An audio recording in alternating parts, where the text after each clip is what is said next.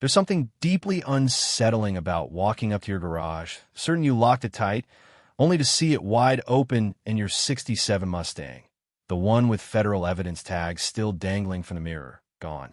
And then, just minutes later, who do I see cruising by in my car? Karen, grinning like she's just won a prize at an auction, looking like Cruella de Vil, only without the puppy obsession. What she didn't realize is that car was part of an active DEA sting operation, and by driving off in it, she just stole federal property. No, this isn't some Hollywood movie.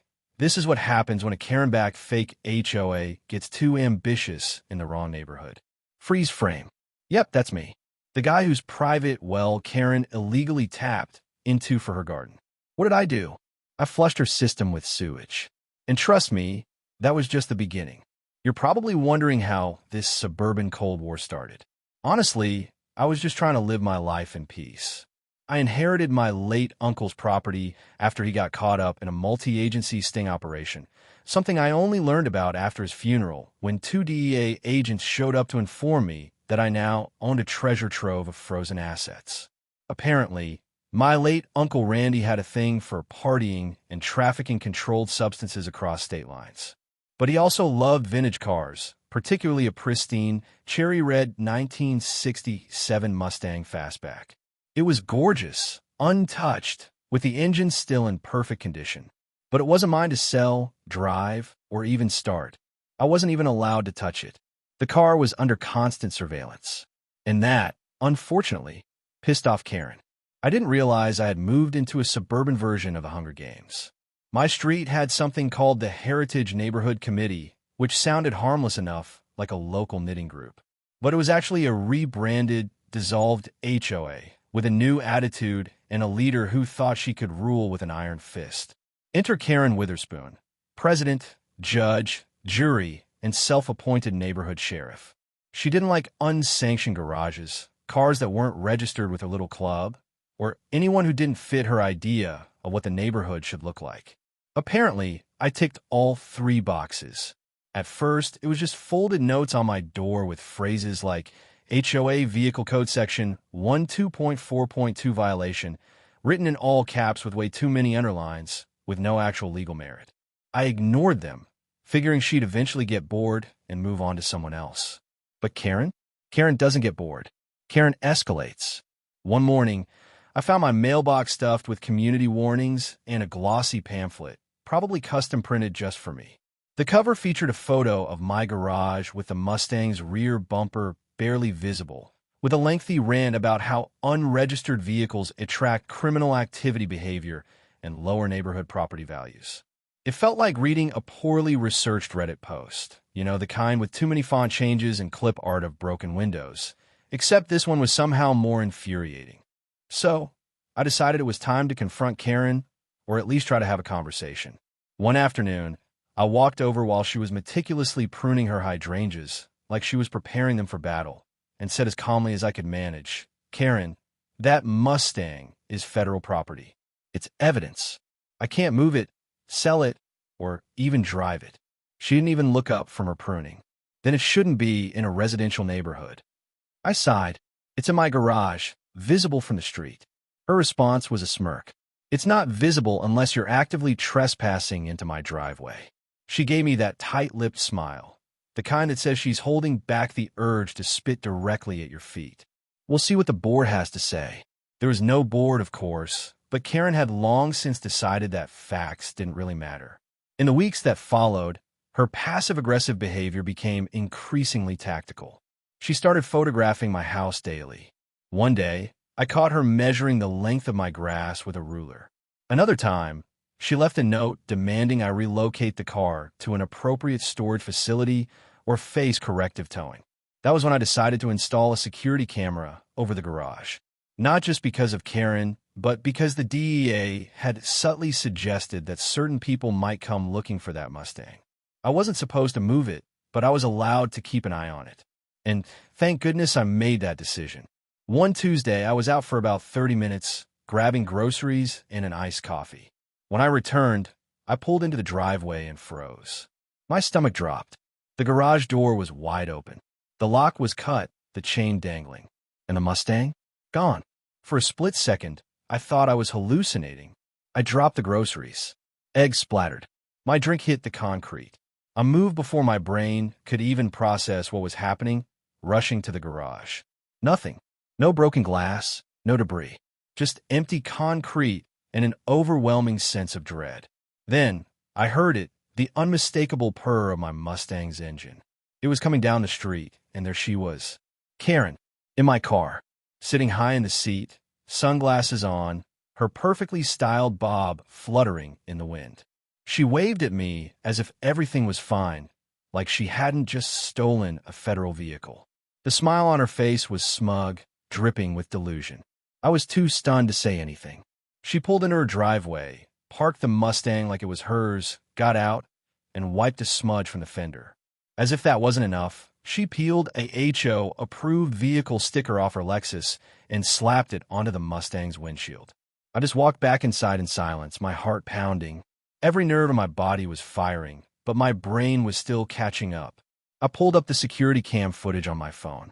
There she was in broad daylight, bolt cutters in hand, breaking the lock. She even called a towing company, clearly one she had on speed dial. To add to the insult, she left a handwritten note inside the garage, taped to the wall, "You're welcome." I didn't call the cops. I called the DEA instead. The agent on the other end didn't swear, but you could hear it in his voice. "She what?" I emailed him the footage. The photos, timestamp, and the note, it was all there. The agent told me to stay calm, not confront her, and that someone would reach out soon. But here's the thing. Karen didn't just steal a car. She had interfered with an ongoing federal operation. That Mustang wasn't just a car, it was evidence. It was under surveillance, with tracking tags and trace evidence from the previous sting. But Karen, acting like she was in some action movie, casually drove it into her driveway, thinking she had gotten away with it. I stood there, staring at the Mustang from my window, my heart racing. It seemed smaller somehow, or maybe it was the weight of her utter lack of sense pressing down on it. That's when I realized she had the hood popped open and was tinkering with it. My mind raced. Was she planning to sell it, or had she already? It was no longer just about my car. It was about the mess she had created, one that was about to become a federal issue. I couldn't sleep that night, not because of Karen, but because I knew what the DEA would do next. They have a reputation for being ruthless, especially when their evidence gets swiped by a suburban tyrant with a garden obsession.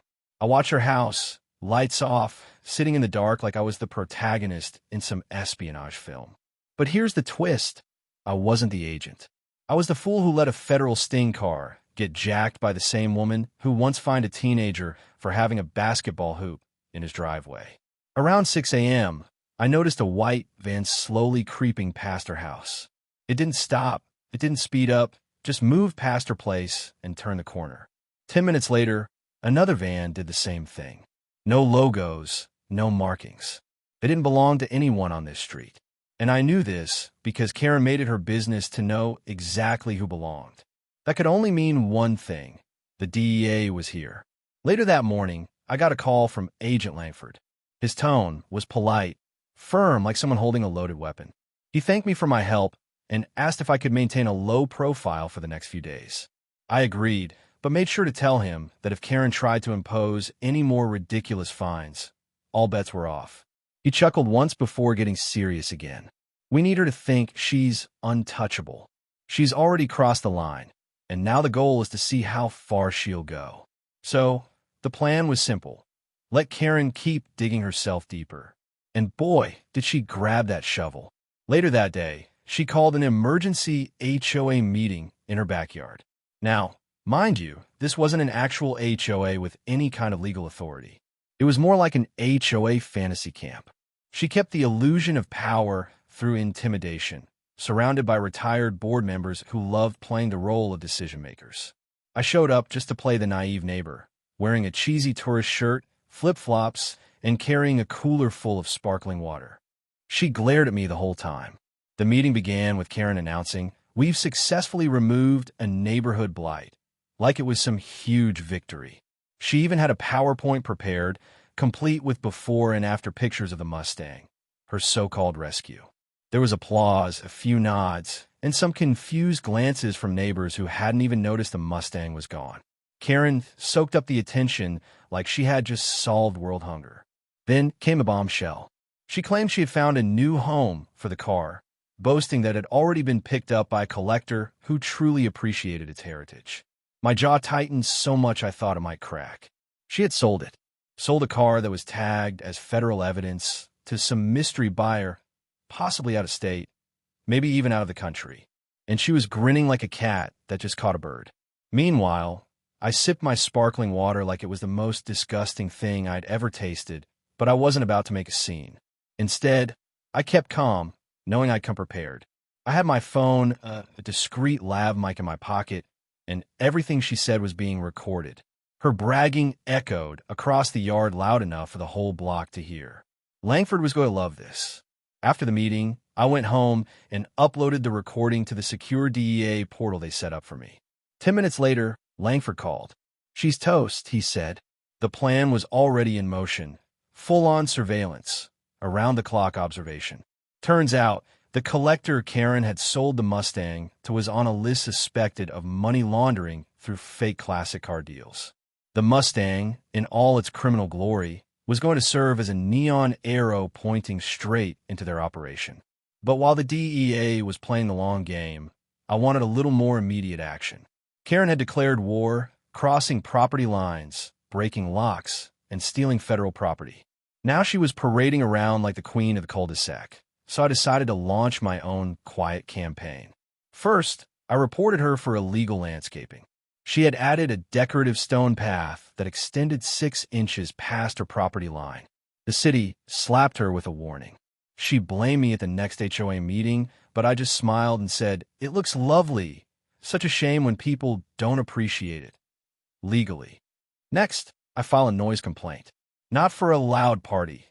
Karen had an old water fountain in her yard that gurgled day and night like it was trying to summon Poseidon. Turns out, the pump she was using exceeded the legal decibel limit for residential zones. Another citation. Then came the real cherry on top. Her Lexus, her pride and joy, had aftermarket window tint that was slightly too dark. I anonymously called it in, and she got pulled over right outside her own house. The look on her face was priceless. Confused, angry, and completely caught off guard. I watched from behind the curtains, sipping my coffee like a villain in a soap opera. But none of this compared to what happened next. 2 nights later, I saw flashing lights outside her house. Not sirens, just silent, strobing, unmarked cars. Agents in dark jackets.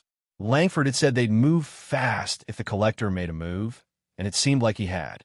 They tracked the Mustang, followed it through a shady transaction, and now they were back to trace the chain of custody. The next morning, Karen was unusually quiet. No gardening, no passive-aggressive sweeping of imaginary leaves onto my driveway, just silence. Then, around noon, I saw her step outside in full suburban warrior mode.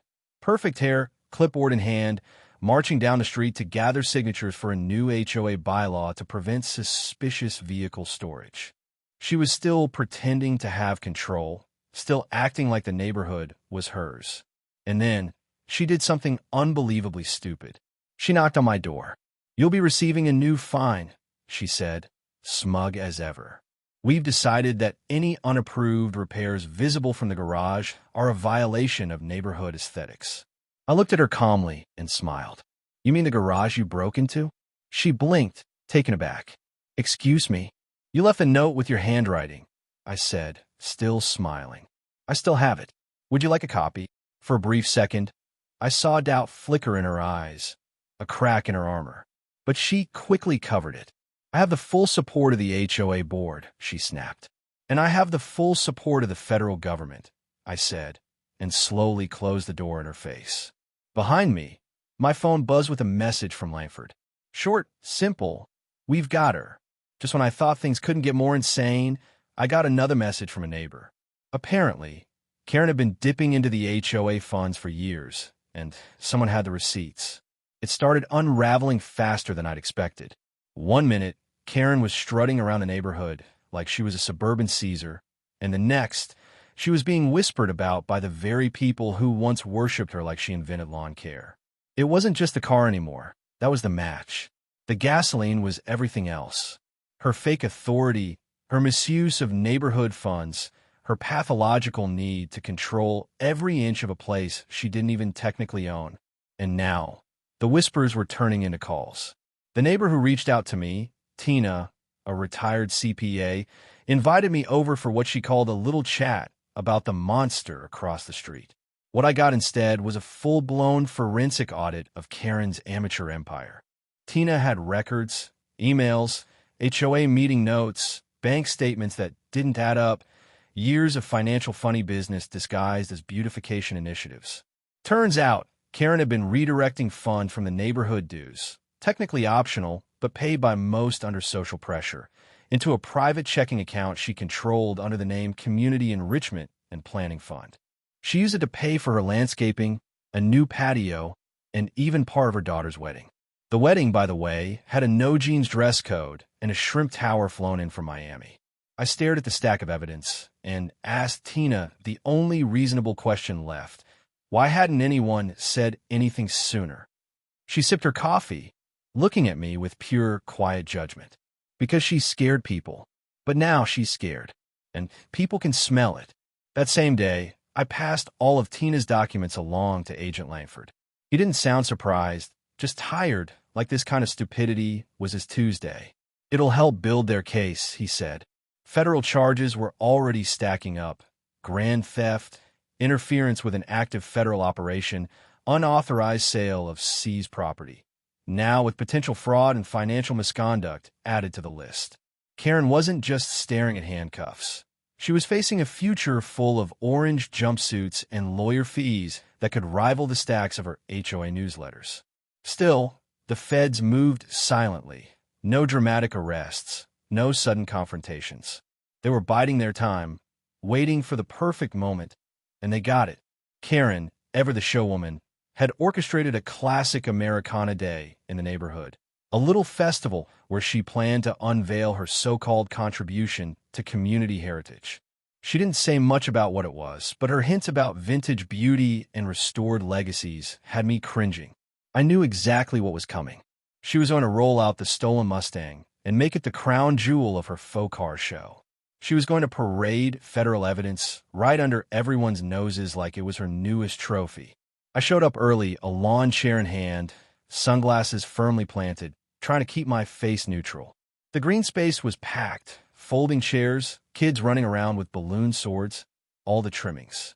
Karen strutted up onto the makeshift stage they'd set up near the lemonade stand, microphone in hand, pearls shining in the sunlight. Today, she began, we honor the spirit of American craftsmanship, the power of restoration, and the beauty of a well-kept community. I almost applauded, not because I agreed, but because she was unwittingly delivering the opening lines of her own downfall with Oscar-worthy confidence. Then she motioned for the Mustang to be brought forward. A young guy, clearly clueless, drove it up. Karen made her big reveal. This car was neglected, abandoned, and nearly ruined, but I saw its potential, she said. And now, thanks to the right buyer, it's back where it belongs. She looked directly at me, a smirk twisting her face, the same cold pride she always wore. That's when three men in dark suits stepped onto the stage. Agent Langford stood at the center, his badge in hand. The crowd grew silent. Karen blinked once, twice, first confused, then annoyed, then terrified. Langford's voice rang clear. Karen Witherspoon, you're under federal investigation for theft and sale of government-seized property, obstruction of a federal operation, and fraud. Please come with us. Karen actually laughed, a genuine laugh, like she was in on a joke no one else understood. This is absurd, she scoffed. I'm the president of this community. Langford raised an eyebrow. And now, you're about to be a very special guest of the state. Two agents moved in, flanking her. She tried to step back, but the Mustang was behind her. She had nowhere to go. The young guy who had driven the car looked like he was about to faint. One agent gently guided him away from the car, while another opened the driver's side door and began inspecting the interior. Karen's face shifted. It was no longer about pride or control. It was pure panic. She started shouting about conspiracies, about how the real crime was letting people like me live here. She even gestured at me, blaming me for every misfortune in her life, as she was led away in handcuffs. "I did this for the neighborhood, for all of you. You're welcome," she screamed. Nobody clapped. People shifted uncomfortably. One person muttered, "Well, that explains the shrimp tower." The fallout was swift. Within 48 hours, the fake HOA was essentially dead. The board resigned en masse. A new committee was formed, legally registered, transparent, and one that actually respected property lines. Tina, my neighbor, was nominated as the new treasurer. She accepted with a smile that could break rocks. The Mustang was reclaimed by the feds, temporarily, pending a full investigation. But Langford told me off the record that they didn't need it anymore. "You helped us get what we really wanted," he said.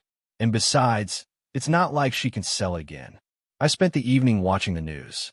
Karen's mugshot had already started circulating online, paired with sensational headlines like HOA Queen arrested in DEA sting and local woman sells federal evidence, blames community. Her face, once a symbol of control in our neighborhood, was now a meme.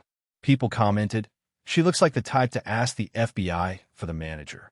I didn't gloat, not publicly at least. But privately?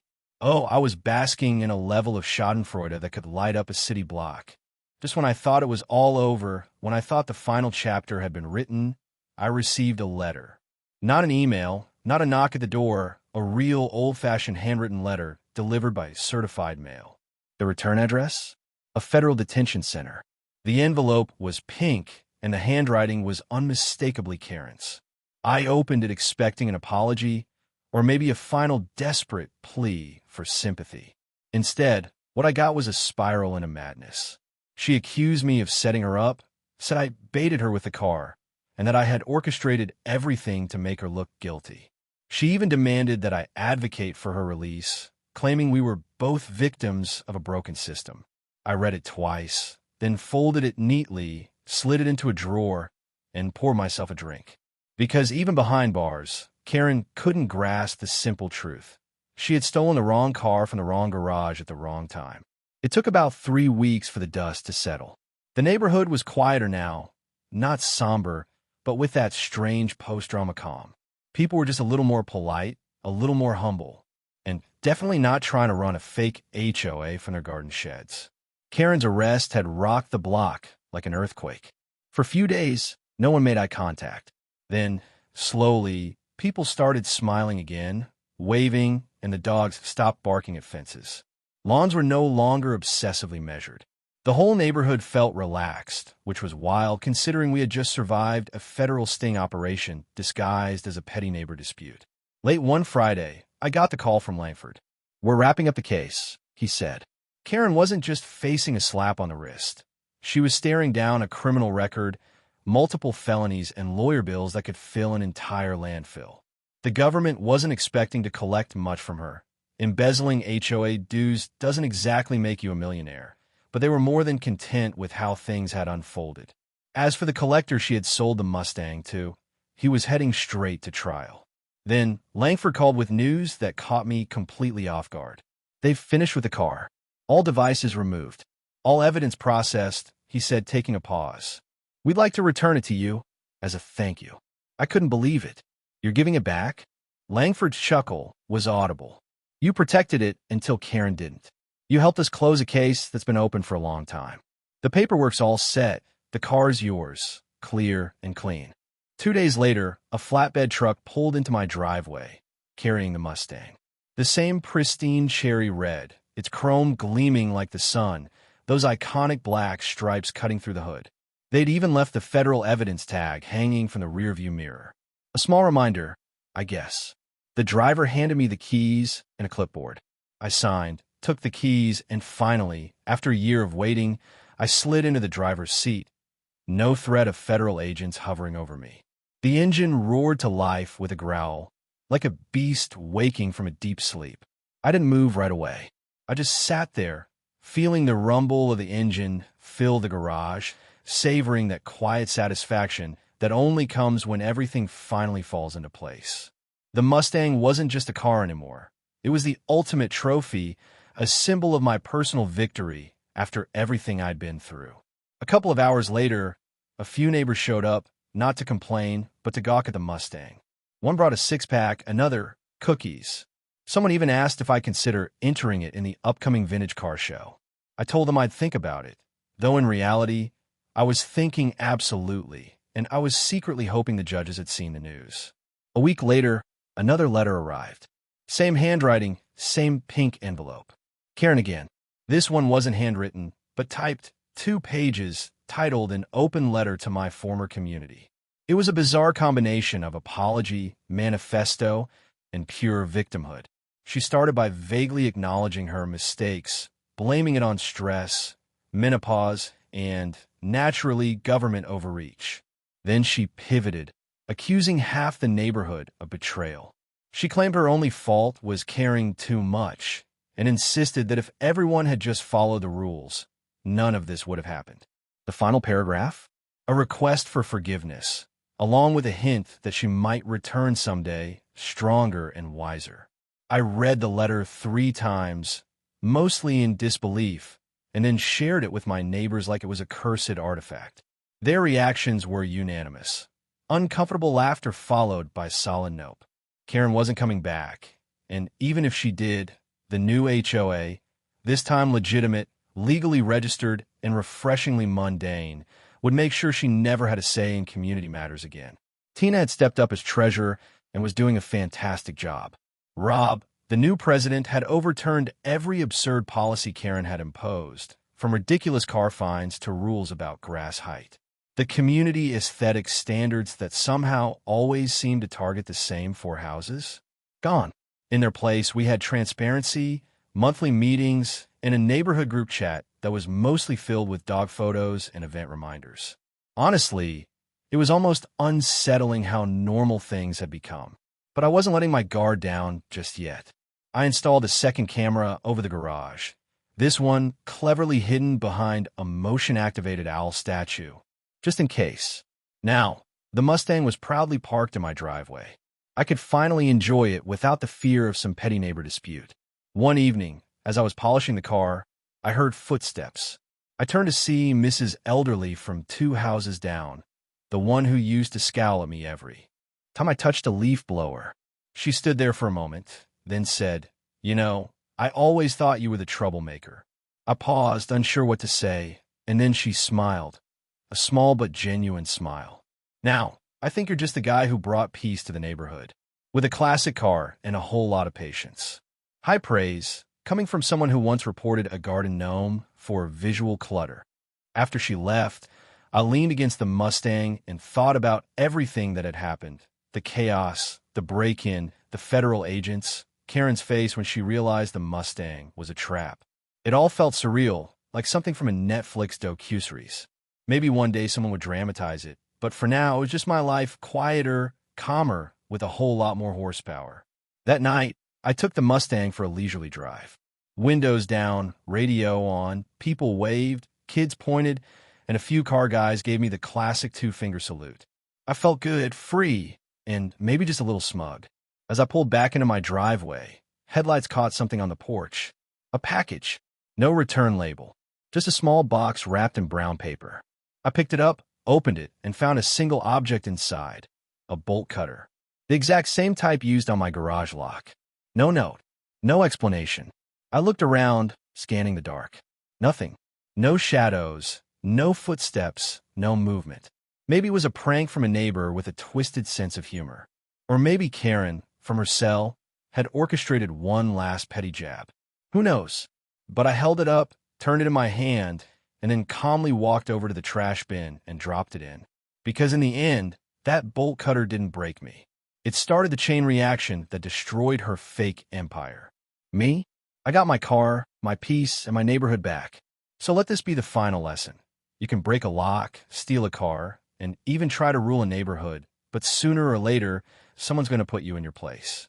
And sometimes, they'll do it with nothing more than a camera, a Mustang, and a whole lot of petty revenge. Thank you for watching this story until the end. Don't forget to give it a thumbs up, share, and subscribe for more HOA Untold Realities.